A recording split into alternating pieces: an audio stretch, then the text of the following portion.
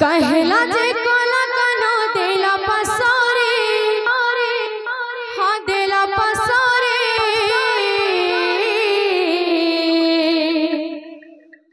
कथा देथिले मो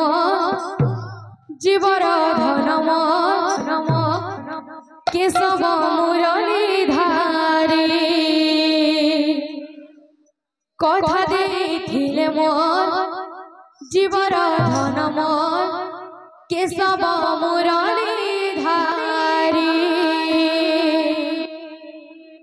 कथा देथिले मो जीवर धनम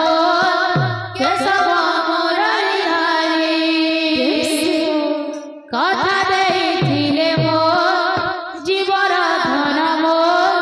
केशव मुरली धारी कहला जे कोला कनो देला पसोरे कहला जे कोला कनो देला पसोरे कहला जे कोला कनो देला पसोरे हाँ देला पसोरे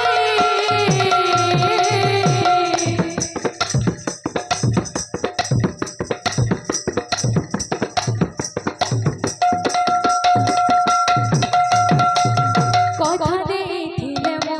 जीवर धनम केशव मुरली धारी कथा देथिले मो जीवर धनम केशव मुरली धारी कथा देथिले मो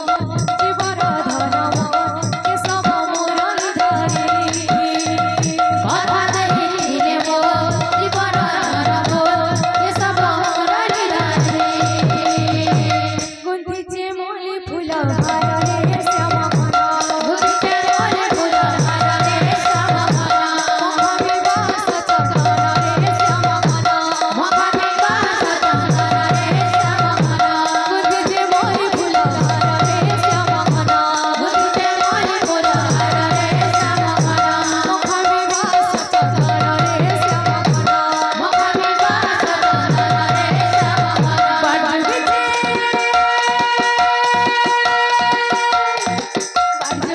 कोला कनो आसिबे बोले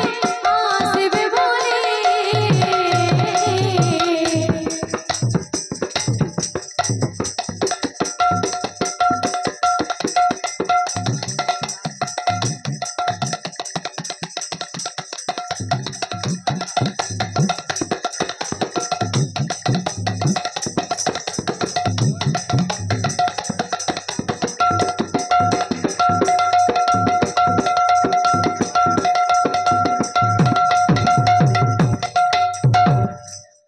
कथा देथिले मो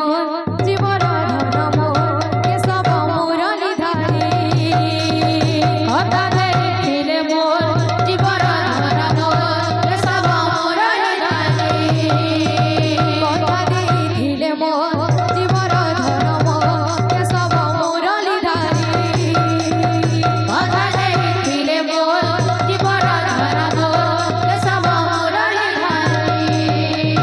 कथा देथिले मो जीवर